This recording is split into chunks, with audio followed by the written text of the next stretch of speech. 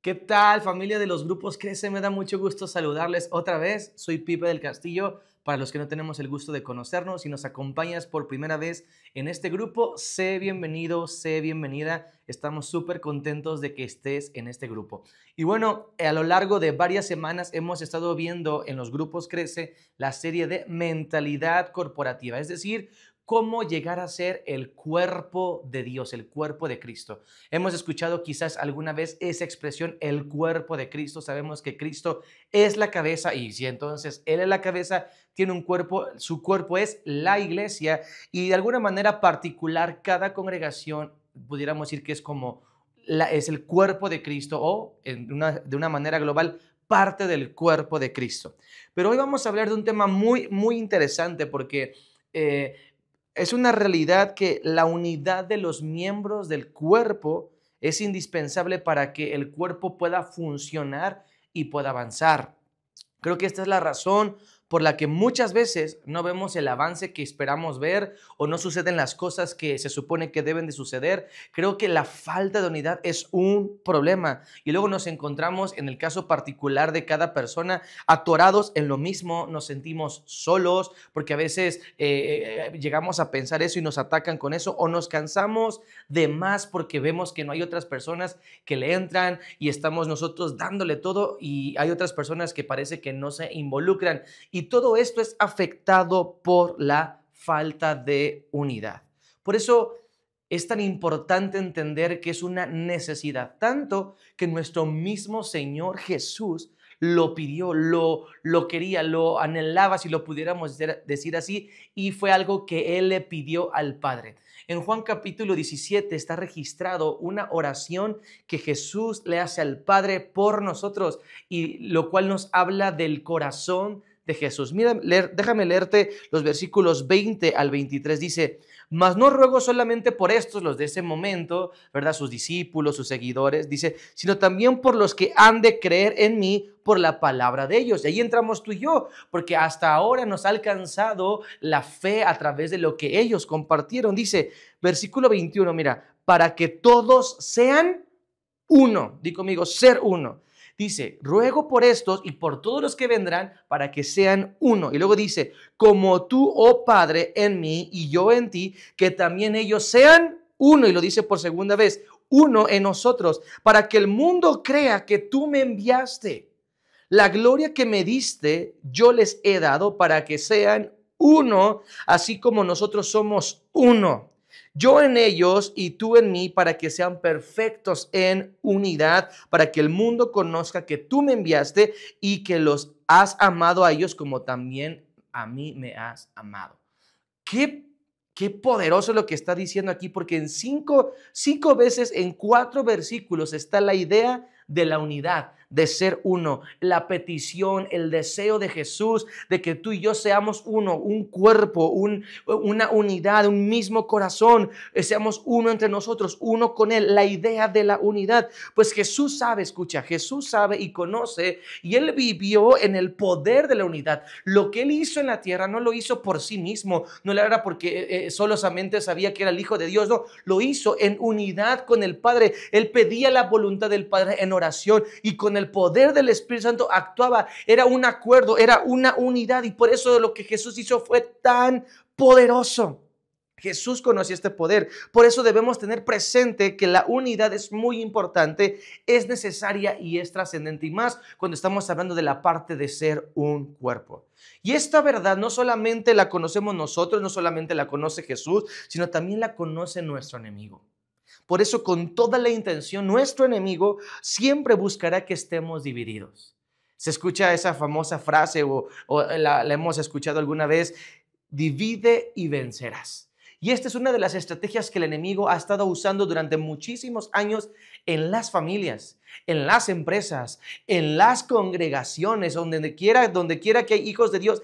Él busca meter semillas de división para que entonces, al estar dividido, no pueda avanzar, se estanque, se trabe y, si es posible, se destruya. Y es verdad que nada detiene tanto el avance y el impacto o el progreso como la división. Por eso es tan importante entender esto. Nuestro enemigo conoce el poder de la unidad y por lo tanto las consecuencias de lo que produce la división. Por eso, si el enemigo no logra frenarnos con pecados, con ataduras u otras artimañas en nuestra vida, en una familia, en nuestra congregación, en un grupo crece, él usará la estrategia de la división para destruir. Y entendiendo esto, debemos estar aún más alerta y prevenir y entender y recibir esta palabra para que entonces tú y yo podamos detener la obra del enemigo y permitir que la obra de Dios avance en nosotros. Este mensaje o esta clase se llama un cuerpo dividido. Di conmigo, un cuerpo dividido. Un cuerpo dividido no cumple su propósito. Un cuerpo dividido está estancado. Un cuerpo dividido no avanza, sino que está paralizado, está paralítico. ¿Qué pasaría si un cuerpo no llegara a tener una pierna separada, un brazo separado? Pues evidentemente estaría manco, estaría paralítico, estaría con alguna situación ahí que le impide avanzar o moverse de la manera que idealmente pudiera hacerlo. Entonces se atrofia. Si un cuerpo está dividido, si no avanza, si estamos entre nosotros divididos y no avanzamos, estamos estancados, tarde que temprano nos vamos a atrofiar, tarde que temprano puede que nos lleguemos a morir. Pero es tan importante entender esto. Un cuerpo dividido, escucha, no muestra a Cristo.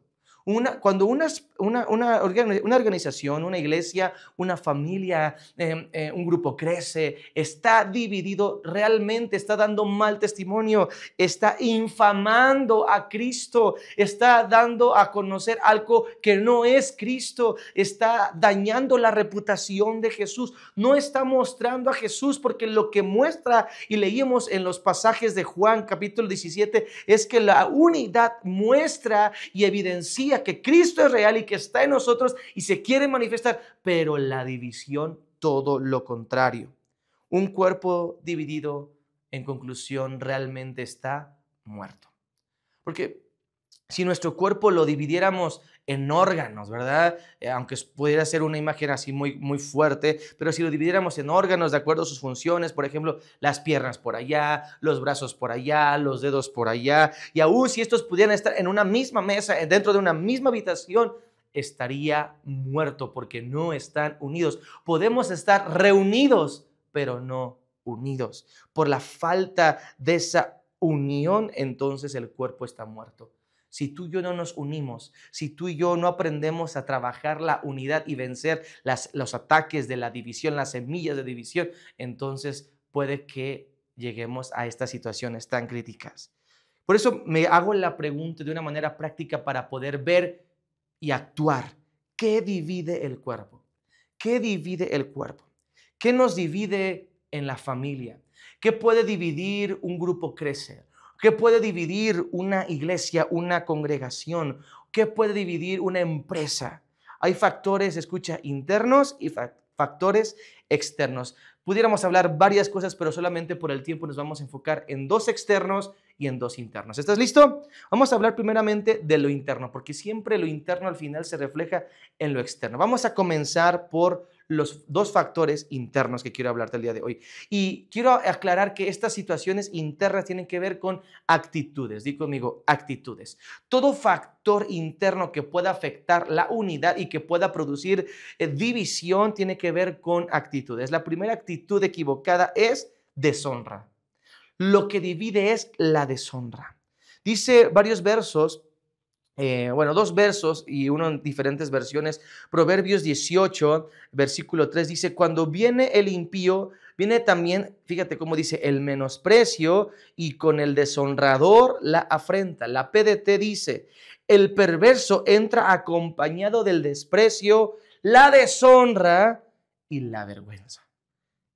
El perverso, el impío, aquello que divide, aquello que no es agradable, viene con la deshonra. Proverbios 19:26 dice: el que roba a su padre y ahuyenta a su madre es un hijo que causa vergüenza y acarrea oprobio.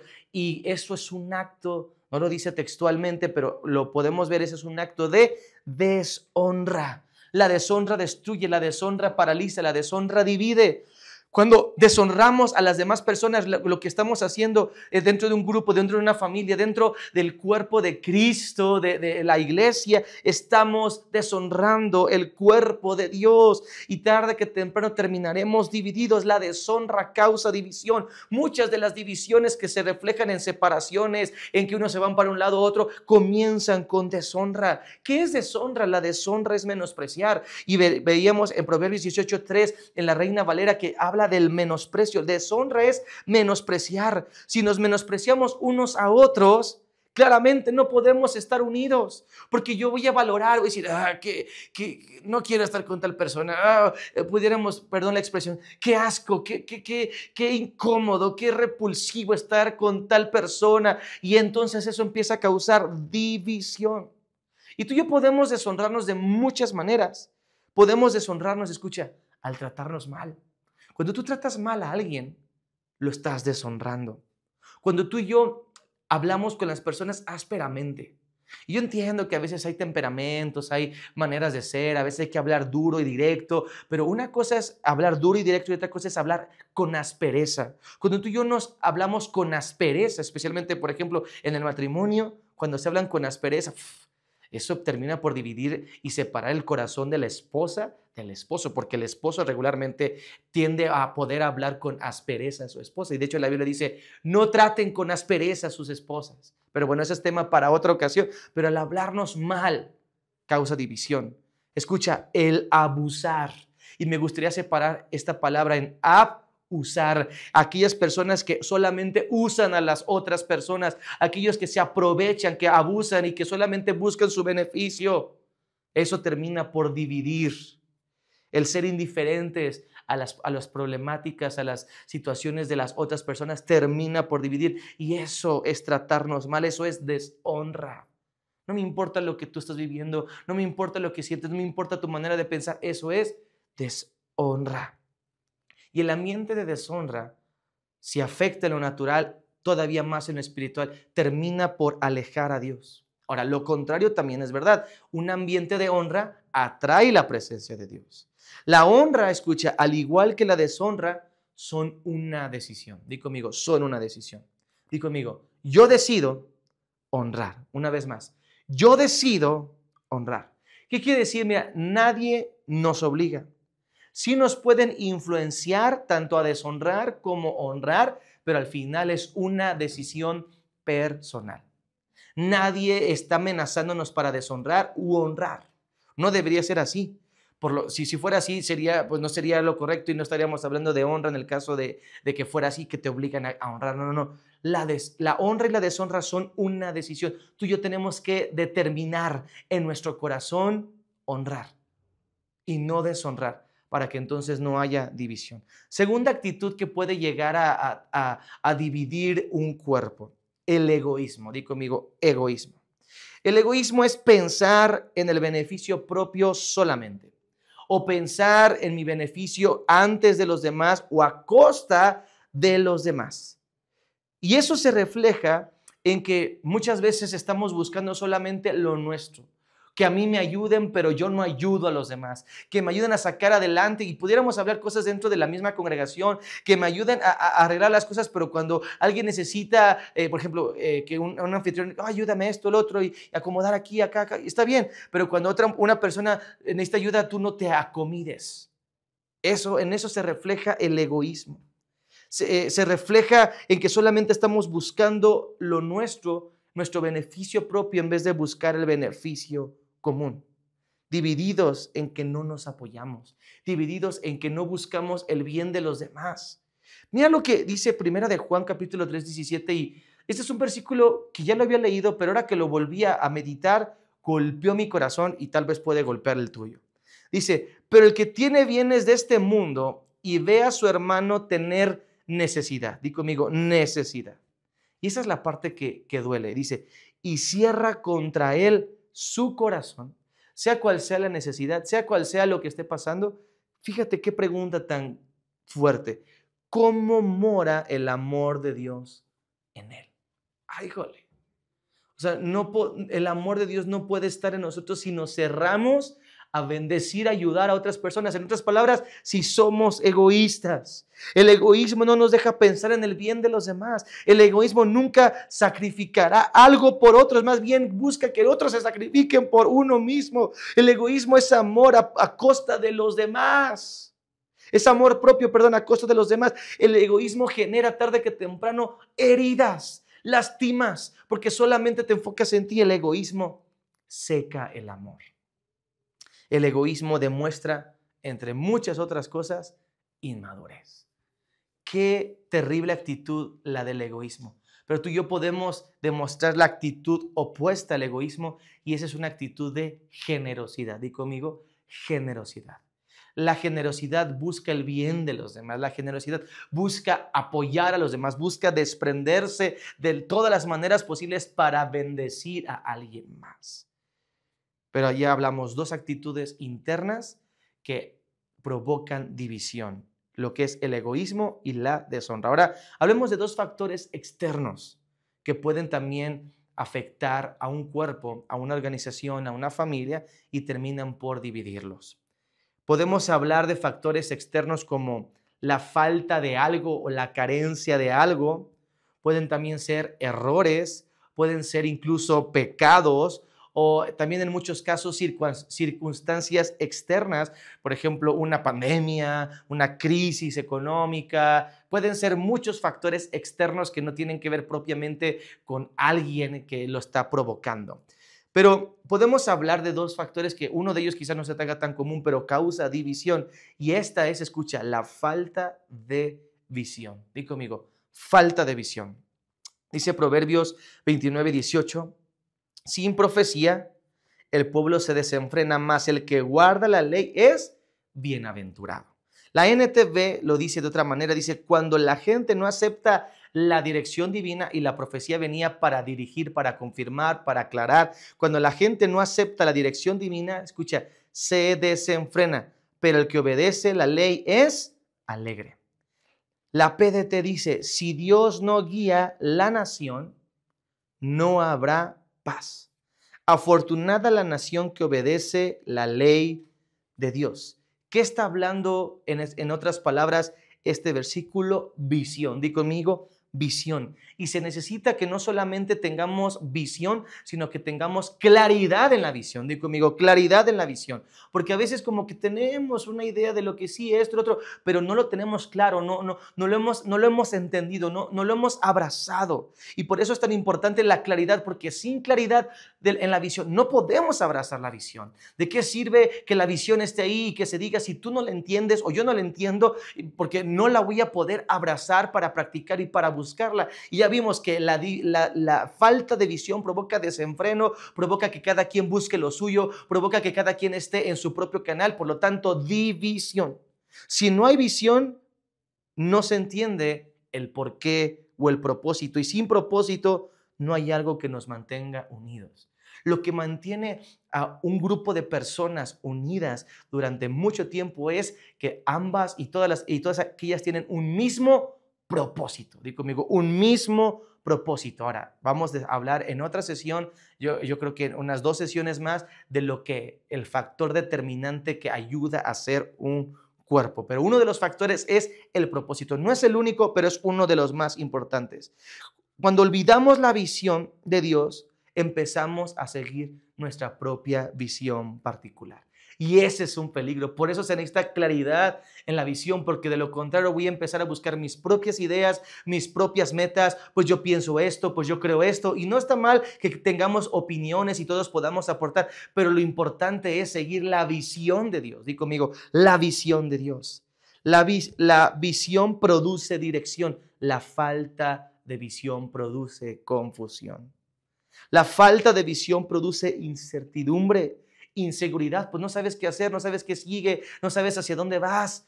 Por lo tanto, se empieza a dispersar y a separar el cuerpo, las personas. La falta de visión cansa innecesariamente porque podemos estar haciendo un montón de cosas, pero si no entendemos el por qué y para qué, la visión, entonces tarde que temprano, pues ya a lo mejor lo dejamos de hacer. No sabemos si estamos avanzando, no le encontramos sentido al mucho trabajo. Por eso cansa innecesariamente. La falta de visión produce múltiples visiones porque terminan por dividir a un mismo cuerpo. La falta de visión produce estancamiento porque no se sabe qué hacer y en qué dirección ir. Ya hablamos del estancamiento. Cuando un cuerpo se estanca, se atrofia y tarde que temprano se puede llegar a morir. Por eso es tan importante este factor que puede ser un factor externo, no necesariamente es una actitud, tiene que ver con el hacer, algo que es tener una visión clara. La falta de visión produce división. Y el último factor es el segundo externo, es el cuarto que estamos hablando el día de hoy, que también puede producir división, son los ataques del enemigo. Di conmigo, los ataques del enemigo. No tenemos que ignorar que el enemigo sabe el poder de la unidad. Por lo tanto, él va a estar buscando cualquier oportunidad para poder sembrar semillas de división y destruirnos. Él no está jugando, él está tirando a matar, él está buscando destruir. Dice primera de Pedro 5:8, dice, sean sobrios, o sea, estén atentos y velen, porque vuestro adversario, el diablo, como león rugiente, anda alrededor buscando a quien devorar. Está diciendo, él está buscando una oportunidad para destruir, para matar, para acabar. Y muchas veces, escucha, Satanás va a empezar a dividir a través de pensamientos intrusivos y déjame decirte también destructivos. Pensamientos que se empiezan a infiltrar poco a poco y nos terminan por destruir. Por ejemplo, Satanás se va a aprovechar de los defectos de los demás. Nadie es perfecto. Y al tener defectos como una actitud, como una inmadurez, como un enojo, porque quizás lo agarraste en tus 5 minutos o quizás estaba muy estresado en ese momento, cometió un error, te lastimó, va a buscar eso para meterte una semilla y no me valoran, no soy importante y entonces empiezas a generar semillas de herida o diferentes tipos de semillas que terminan por dividir. Satanás también va a buscar aprovecharse de las circunstancias difíciles. A veces estamos cansados porque realmente estamos haciendo muchas cosas. A veces la economía está muy apretada y estamos un poco tensos o hay alguna crisis externa, una crisis nacional, una crisis internacional, una pandemia o algo ahora como nos sucedió y por eso lo menciono. Y él se aprovecha de esas cosas para empezar a meternos pensamientos que terminan por dividirnos. No, pues mejor ya no voy. Ahora en la pandemia sucedió muchísimo. No, pues no es seguro, ya no voy. Y mucha gente se separó, no solamente de la iglesia, al final tristemente de Cristo. Quizás no es tu caso, gloria a Dios, pero muchas personas se terminaron alejando de Cristo y todo empezó por una crisis externa, una circunstancia difícil. Incluso Satanás va a buscar aprovecharse de los pecados de los demás. ¿Cómo cuáles? Como el chisme, que es un pecado, la murmuración, el juicio, las traiciones, algún tipo de inmoralidad sexual, una falla en una persona a través de un pecado y va a buscar meterse a través de esas circunstancias para dividir. Estos son factores externos que pueden terminar por dividir a una familia, un matrimonio, una familia, un grupo crece, una organización, una empresa, una congregación, una iglesia. Por eso tenemos que estar alertas y no permitir que estos factores y muchos otros que pudiéramos mencionar, pero por el tiempo no alcanzamos, destruyan el propósito de Dios. El propósito de Dios es que seamos un cuerpo. Digan conmigo, un cuerpo.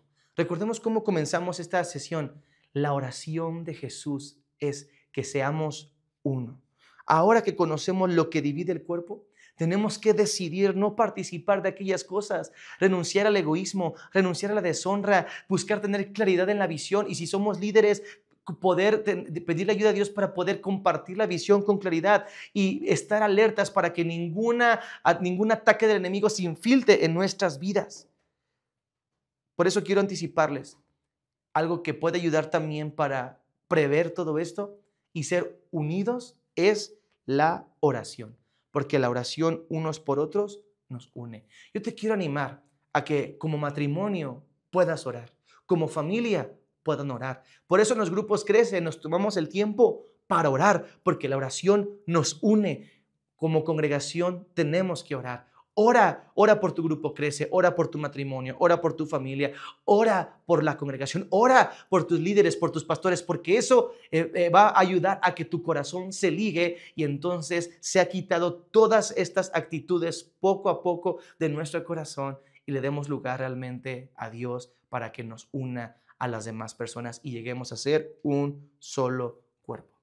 Por eso, vamos a orar, vamos a orar. Vamos a terminar este tiempo orando unos por otros. Cierra tus ojos en donde tú estás y si sabes orar, empieza a orar por tu matrimonio, empieza a orar por tu familia, empieza a orar por tu grupo Crece, por tus encargados, empieza a orar por Trigo y Miel, que es tu casa espiritual, tu congregación.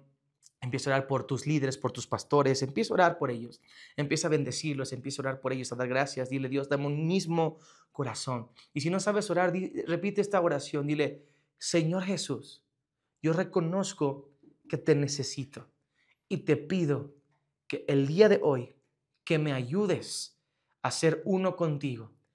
El día de hoy rindo mi vida a ti, Jesús, para que al rendir mi vida, tú puedas entrar a mi vida, porque dice tu palabra que los que te reciben, los que creen en tu nombre, son hechos hijos e hijas de Dios. Te recibo en mi corazón para poder llegar a ser uno contigo y uno con todas las demás personas. Te lo pido el día de hoy con todo lo que soy, en el nombre de Cristo Jesús. Amén y amén. Dios les bendiga, familia, y vamos a seguir aprendiendo mucho de esta serie. Todavía nos faltan unas 2 sesiones más de lo que es esta serie de la mentalidad de cuerpo. Si renovamos nuestra mente y abrazamos la mentalidad de que somos miembros de un cuerpo, hay tantos regalos, tantas bendiciones que vamos a recibir, que vamos a experimentar tantos beneficios, pero también tantas responsabilidades porque también lo conlleva. Dios les bendiga y nos vemos en la próxima sesión. Hasta luego.